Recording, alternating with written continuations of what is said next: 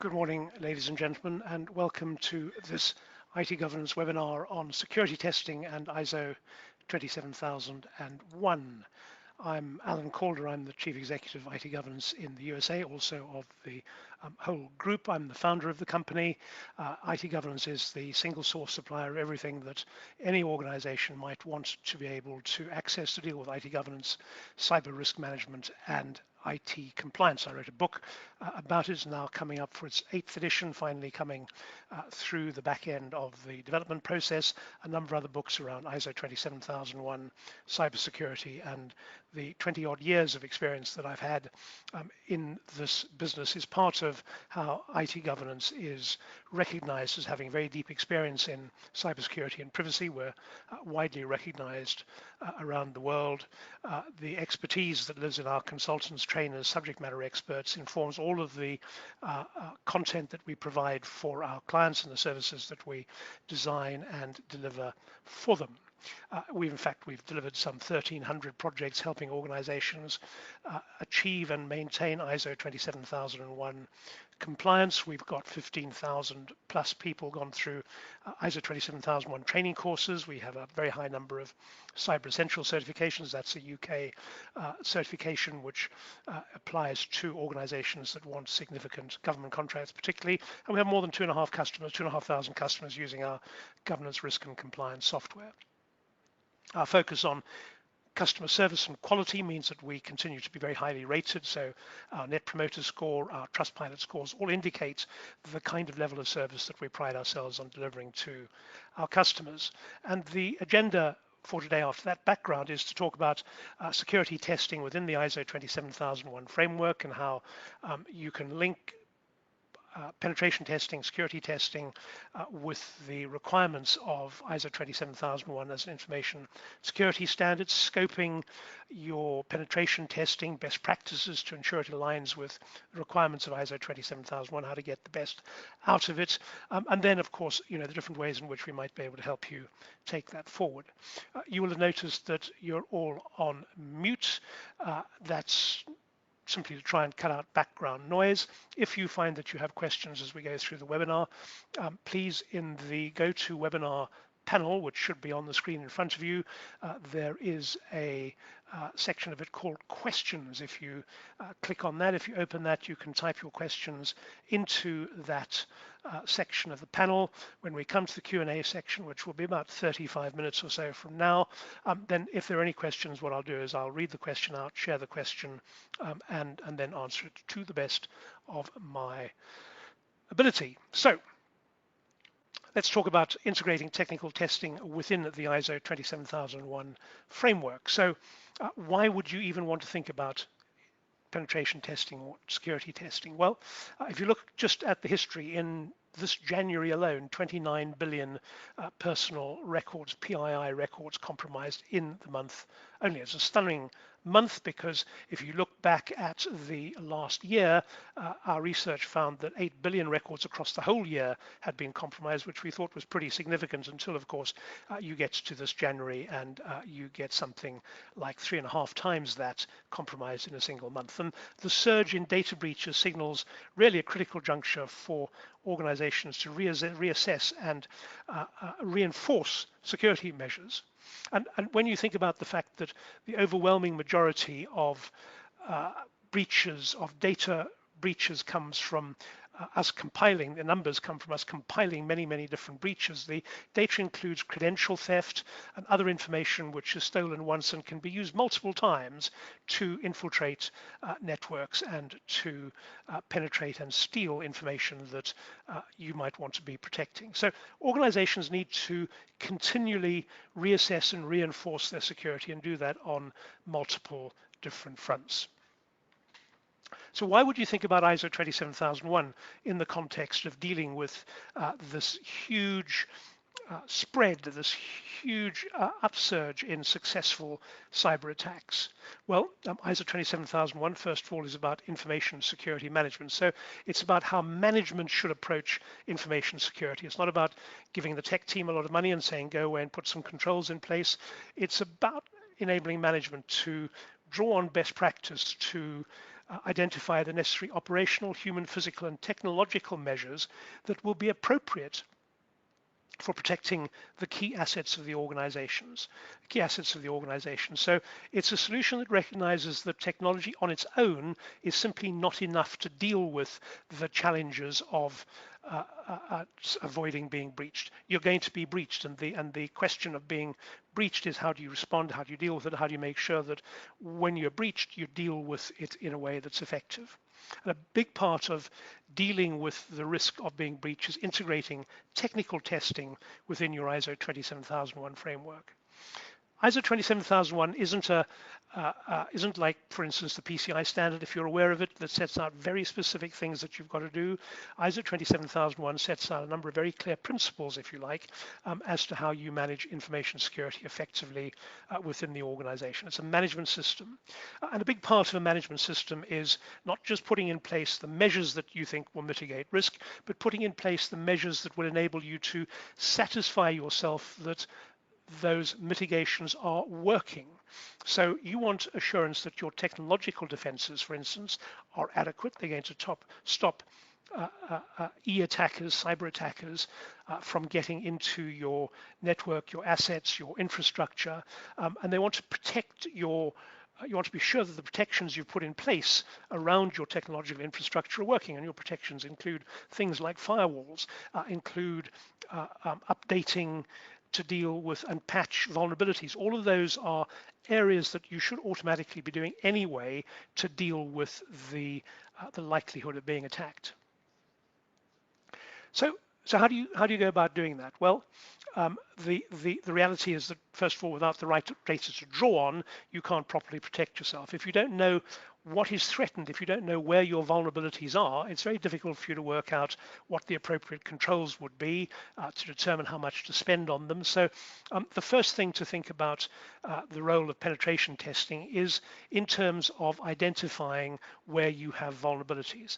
Yes, staff expertise is a significant part of what you need to be able to draw on, but you need the hard data. You need to know where you're going to be breached. And that's a combination of identifying where vulnerabilities exist in the technology, but also in the physical and human infrastructures.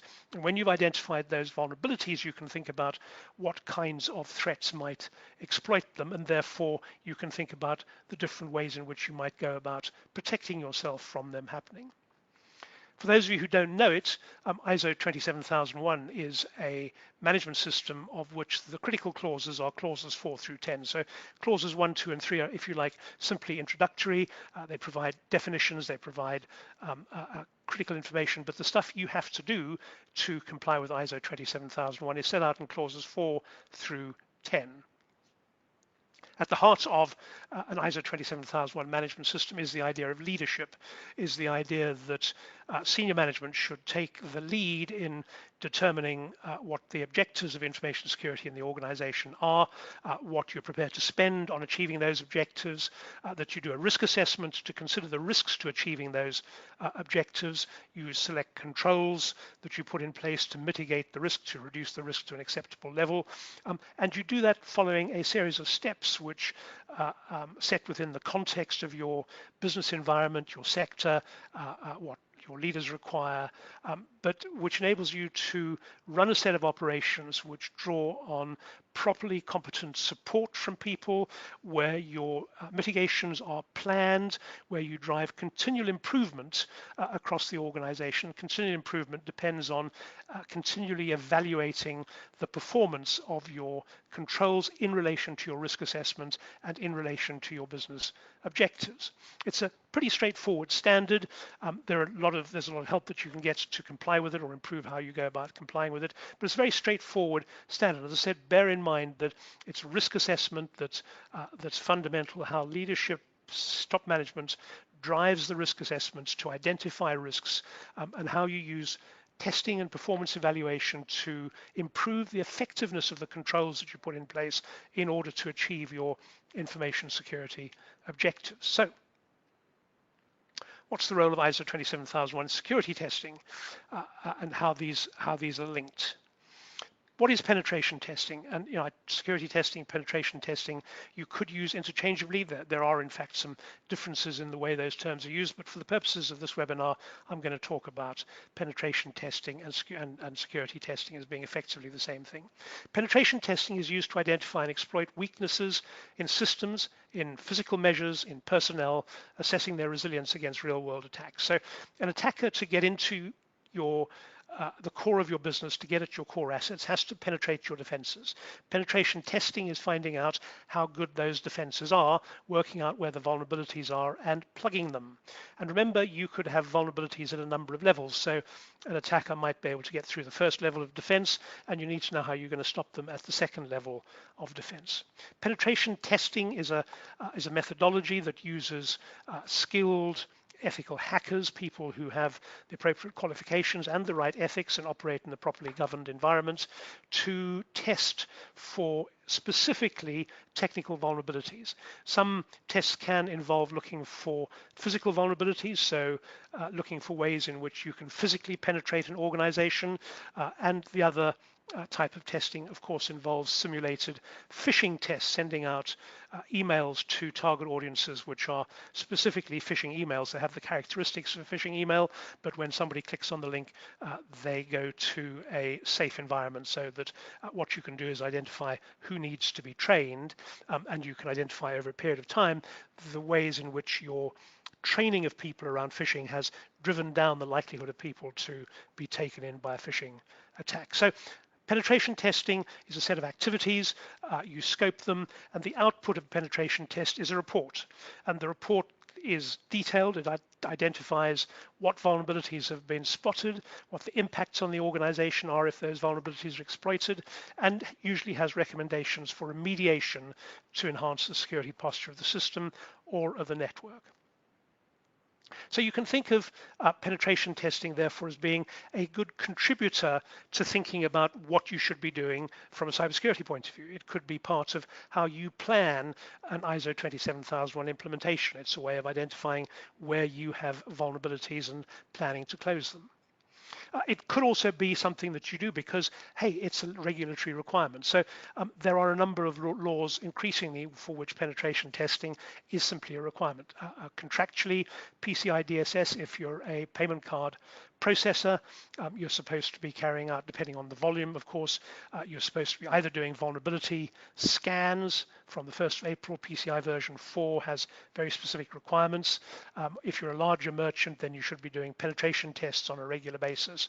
And that's about simply maintaining compliance. To get compliant, you have to prove that you have done the penetration test, you've got a whole set of other controls in place, and then to maintain compliance, which is an annual event, you have to demonstrate that you have continued to identify and plug the hole. So penetration testing is a regulatory requirement as well as being a contractual requirement. So you might do penetration tests because law or contract requires you to do it. DORA, the European Digital Operational Resilience Act, requires penetration testing on at least an annual basis. That's very standard. HIPAA is another regulation that does.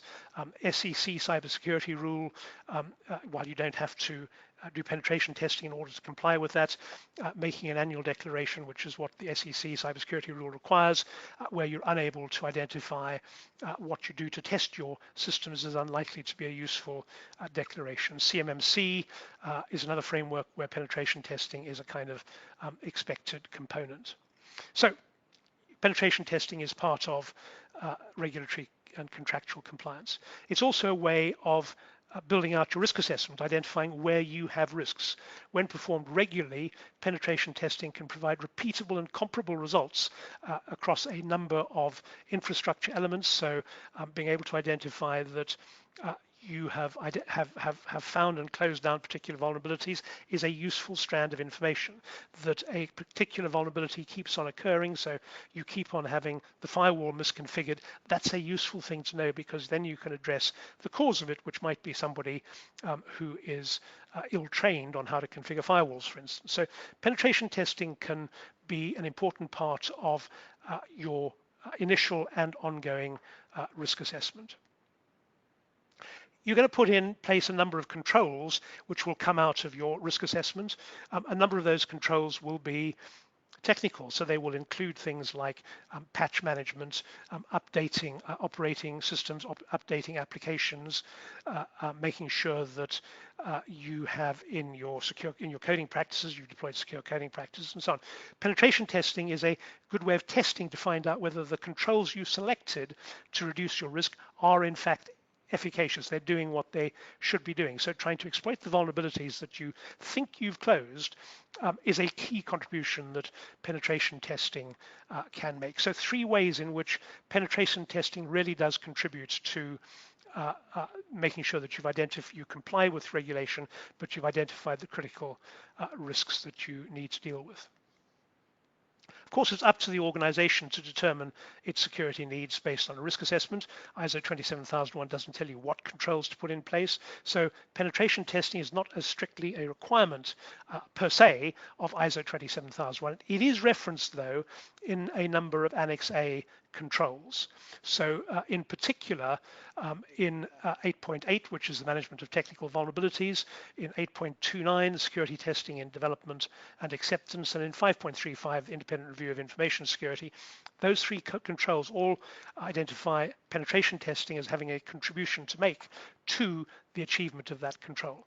And of course, the ISO 27002 guidance is simply guidance. It doesn't mean you have to do everything that the guidance says you should do, because it's up to you as a management team and your own risk assessment to determine what it is that you should do. But the guidance is there for a reason. It's there because experience has taught that penetration testing has a key contribution to make to the efficiency and effectiveness of those very specific controls. So penetration testing as a control on its own can lead to the identification of insecure device configuration. Remember that hackers go looking for vulnerabilities. They don't target an organization specifically, they target vulnerabilities. So if you have devices which are inadequately or insecurely configured, you're likely to be found out. And attackers are then likely simply to exploit it to find out what is there once they've exploited it. Penetration testing will identify unsupported or unpatched software. Same argument as insecure device configuration. They'll identify weak access controls. In other words, is it possible for somebody with minimal access rights to get hold of an administrator capability and do things they shouldn't be allowed to do? So weak access controls, poor password management, accounts opened and operating with weak passwords. Weak passwords which haven't been changed or updated. Remember, the theft of credentials and credential stuffing attacks are one of the standard ways in which hackers run wide-scale, large-scale hacking operations. So having controls which are designed to deal with them, running tests which identify whether you allow weak passwords to be put in place by users. Those are key outputs from penetration testing. Phishing I've talked about as an area in which penetration testing in the form of phishing simulated attacks can make very big contributions. So all areas in which you can identify things that you need to be dealing with. And so the particular controls, if you like, if you look at Annex A, where penetration testing is a logical way to test the effectiveness of the control, 515 access controls, 517 identity management, and 518 access management in the organizational theme. In the people controls, testing information security awareness, education, and training is a classic area for testing with phishing attacks, simulated phishing attacks, and testing remote workers.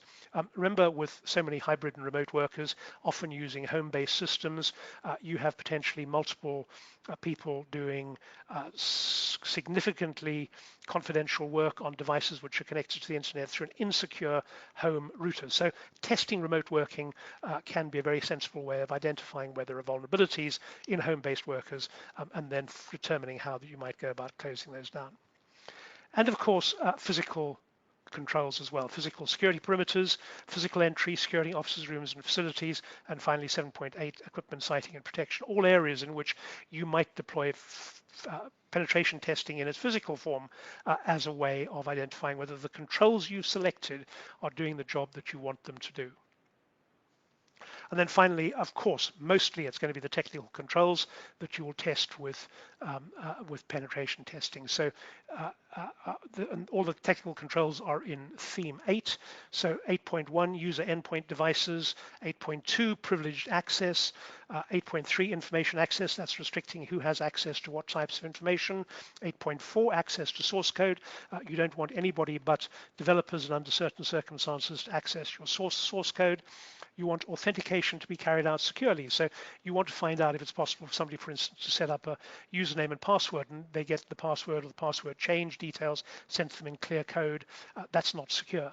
Protection against malware, configuration management, data leakage prevention, usage of privileged utility programs, installation of software and operational systems. Is it possible? Can I install malware on your system, for instance? How good is your network security? Do you segregate networks? Can I get from the customer network into your financial network and thereby access financial data?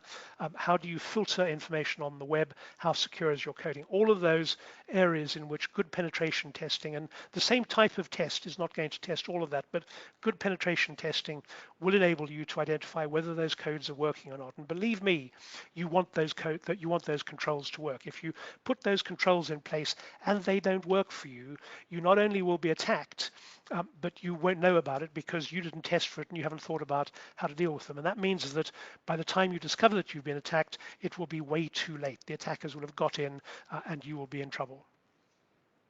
So if you accept that penetration testing is a key part of ISO 27001, when should you be testing? And the answer is certainly at least annually, certainly after every major change. So introducing a new piece of software, putting different network segregation in place, deploying a new application, all of those should be triggers for penetration testing. Sensible organizations will penetration test probably biannually or maybe quarterly, driven by your risk assessment. Many organizations will do full-on penetration tests on an annual basis and do continual vulnerability scanning in between. Continual vulnerability scanning is simply looking for vulnerabilities. And if you think about what Microsoft or Apple or any other organization, their monthly updates, which include tens or hundreds of vulnerabilities being patched. Remember, those vulnerabilities have already been identified. They're known about in the wild. Attackers have been able to craft attacks to go after them by the time you get a patch to deploy. So vulnerability scanning is helping you try and keep ahead of those attacks. And when performed regularly, penetration testing, as I said, demonstrates that you have a mechanism for achieving repeatable and comparable results in the effectiveness of your information security risk assessment. So let's just talk a bit about tying risk-based scoping, budget efficiency, and decision-making together. You can take a strategic approach to how you scope your penetration testing or how you scope the ISMS itself by tying penetration testing into it. So if you align the scope of your information security management system with the risks that you've identified through a round of penetration testing, you've been able to identify maybe where network segregation happens, where the logical boundary between two domains might be. That might help you better identify what should be in scope for the ISO 27001 management system. It also enables you to determine what cost-effective security measures might look like. So rather than just implementing controls off of a list, you can go, well, I've got these specific vulnerabilities and I'm very clear about what will close them down and what it will cost. So you can make some very practical data-driven decisions about how you mitigate risks.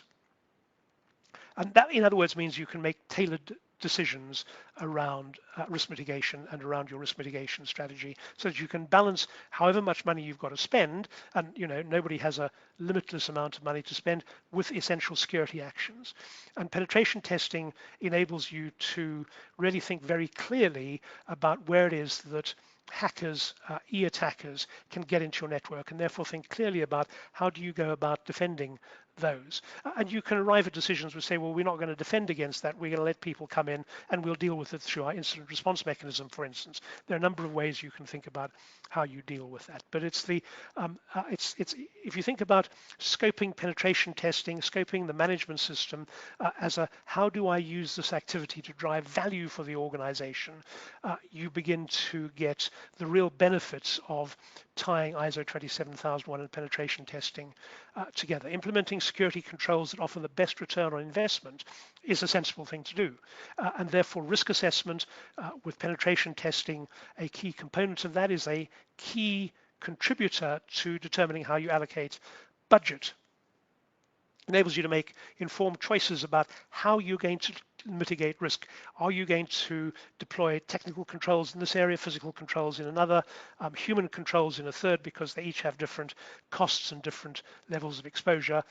And you can therefore also leverage risk intelligence and bring that into account in thinking about where might attackers go next, what are the kinds of attacking developments that are coming along, how do I deal with those as possible attacks. And if you think about it, no matter how many millions you might spend on technical network security defenses, none of that will protect you against sitting down in a call with the finance team and being told by the finance director to make a number of payments to a couple of accounts, and you're talking to the finance director, you're convinced that is the finance director, and you find out a bit too late that that's a deep fake, and that it's a whole process driven by AI, but it's too late by then. No technical controls will protect you from that. Thinking about those kinds of attacks, thinking about how you can test the capability of staff to spot and defend against those are key contributors to how you deal with building an effective ISMS. So penetration testing, in other words, helps decision making and risk management. The necessary of understanding risk for effective budget utilization, use the risk insights to guide your security investments, prioritize actions based on potential impact and a cost benefit analysis, and then educate the stakeholders on the cost of risks versus the value of security measures. All of those come out of practical penetration testing as part of risk-based planning. So let's talk a bit now about how you can really tie penetration testing into the cycle of ISO 27001. So not only which controls are relevant to penetration testing, but how does it tie into the management system as a whole?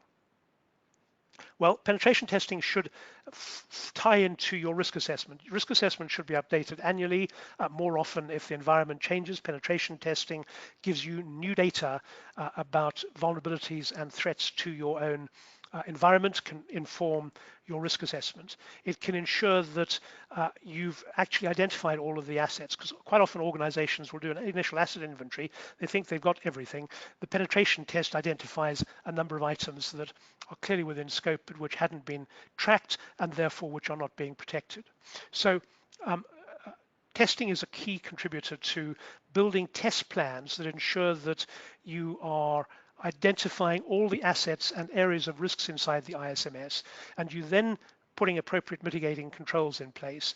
You're testing the controls to make sure they're right, they're working, and then you're using the test results to drive continual improvement of the ISMS. So it becomes a really significant part of internal audit and management review. And if you go back to that illustration of the management system, clauses 9 and 10 are fundamentally about internal audit and management review. Internal audit is something which you have to have in place. You have to be conducting internal audit and tests and management reviews on an annual basis. Penetration testing is a key part of internal audits. Internal audits can only test whether or not your documented processes and human behaviors are in line with what your management system requires. They can't test how effectively the technical and building controls are working. Penetration testing is part of that. So you need to think of penetration testing as a key component of the internal audit program. It's part of how you arrive at an objective assessment of your organization's compliance with ISO 27001 and progress towards achieving your information security and business objectives. And because it's part of the internal audit environment, internal audit program, it feeds into management reviews. Regular management reviews are a requirement, minimum once a year. Penetration testing results keep management informed about the security of your infrastructure. So, if you're thinking about how do I make sure management stay on board, sharing with them not the detail of the penetration test, but the headline. This is what we found. This is how we've mitigated it. These are the risks that we've controlled. Is a good way of keeping management in line, committed to continuing to support the budget and doing their bit to build information security in the organization. External auditors, and remember, external auditors are not just CB certification body auditors. External penetration testers are also external auditors. The benefit of externals, of course, is that they are independent. They are not part of, they don't have a knowledge of how you put it together, so they'll come at testing your management system from an independent perspective, using perhaps a different mindset, a different approach, and that can identify vulnerabilities that you couldn't identify yourself. So the role of external auditors is not just to give you a certificate, not just to give you a passing penetration test, but is to deploy an independent mindset to see if they can identify vulnerabilities and opportunities for breach that you and your own people haven't identified. And that's really important because, the solution to cybersecurity now is beyond the tech stack. As I've said several times through this webinar, it's not just about what you deploy to protect the technology. It's about the mix of people, process, and technology, making sure that you've got the right processes in place that determine what you want from the technology, that what you want is determined by management. That's how it should be, that the people who are involved are properly trained, they're aware of what they should be doing, they can deploy the processes that you've determined, and the technology is configured and protected in the way that you want it to by people who know what they're doing in line with processes that you've determined. So you need to be operating across all three domains. And you need to be building cyber defense in depth. ISO 27001, and if you look at the attributes to the controls in Annex A, and the attributes include the identify, protect, detect, respond, recover stages of building cyber defense in depth.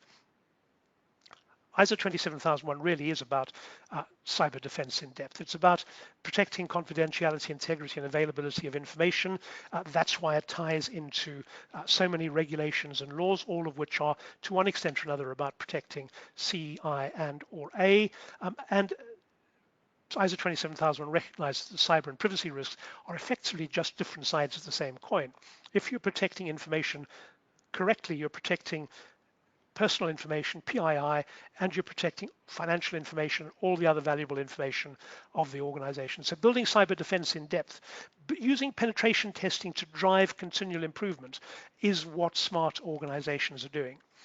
You remember that ISO 27001 requires continual improvement. That's one element of Clause 9. The Plan, Do, Check, Act process is a continual improvement process. And that's effectively, when you type penetration testing into PDCA, planning a penetration test, running it, getting the results from it, deploying the results into improved controls, running a penetration test becomes a continual improvement activity.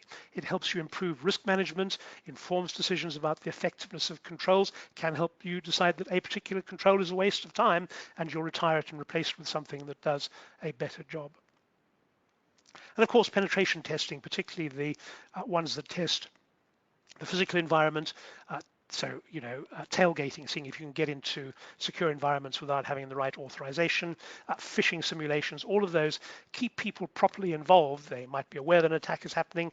They might be encouraged to try and spot the attacker. When they fail, they get to learn from it. All of those are good ways in which you can use penetration testing in its broader sense to drive continual improvements. And remember, cyber criminals are continually improving. They're continually finding new ways to attack vulnerable organizations. So a smart organization will be continually improving its defenses, continually looking at ways in which it can stay a step ahead of what the cyber attackers might do.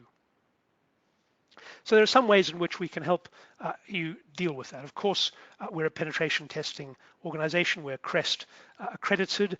We have testers who have a whole bunch of good qualifications. We've done thousands of penetration tests over the years. The key tests tend to be an external infrastructure penetration test, so testing whether or not we can get into the organization's infrastructure. We can do tests inside the infrastructure to find vulnerabilities that an insider might find, but most common is an external infrastructure penetration test, and web application penetration tests, looking at where any web applications might be vulnerable, and there are a number of standard ways in which penetration tests can identify vulnerabilities. And then, of course, simulated phishing attacks. You can read more about those on our website when the slides go out, as they will. I think if they may even be in the handout section of the GoToWebinar panel already, you can click through on those and find out more about each of those offerings.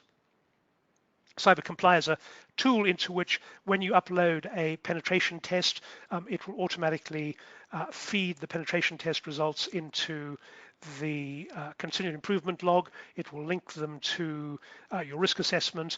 CyberComply is a cloud-based platform for managing cybersecurity and compliance across a wide range of frameworks and standards in a very practical, straightforward environment, which removes a lot of room for risk and error, takes cost right down, and enables you to deal with, as I said, a very broad range of cybersecurity and privacy compliance challenges across a very broad range of areas, and ties into the whole cyber defense in-depth agenda.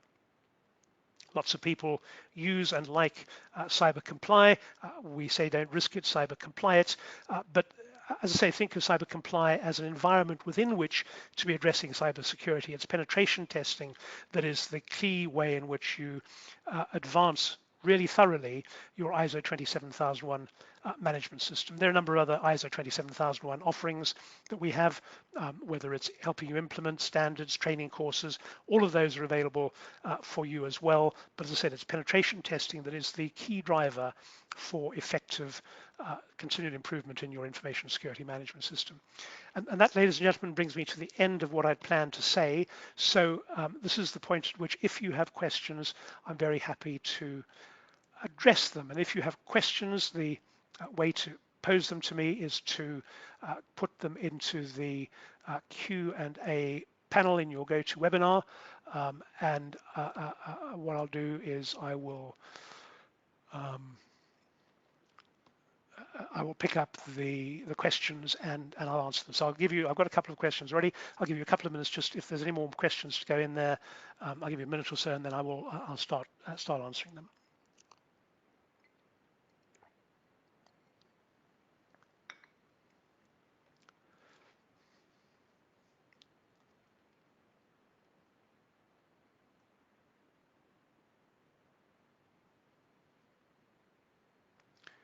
So the first question that I have is, what is the PI which lists the specific controls you reference? The simple answer is the controls I reference are all in Annex A of ISO 27001. Annex A of ISO 27001 is a reference to the detailed guidance on implementing those controls, which is contained in ISO 27002. And I'm talking here about the 2022 version of both of those standards. So you should be able to see all of the controls that I reference. If you're looking for their source, you should be able to see them all in Annex A of ISO 27001, either of which you've got a copy, or you can obviously buy a copy from ISO or from itgovernanceusa.com. Do we use our own pen test tools? Is the second question. And the answer to that is, to an extent we do. What we're looking for in many instances is known vulnerabilities. There are organizations who specialize in developing really high quality, high class pen testing tools. So we use those as well. The key thing that we focus on is the expertise of the testers rather than just the tools, because it's not just the testing not just the tool that matters, it's what the person who's gathered the information does with that information. So we have penetration testers who have a lot of experience, who meet a set of criteria in terms of qualification, experience, ethics, and then we use high quality tools, and that combination enables us with our clients to identify key areas of vulnerability and to provide the guidance on what remediation might be appropriate for them in a number of different circumstances. So those look as though the only two questions that we have. If there are any other questions that you would like to ask, now is the time. If not, you can go onto our website, itgovernanceusa.com. You can email us, phone us, find us through social media or any of our other websites. You can access our penetration testing services through the US website.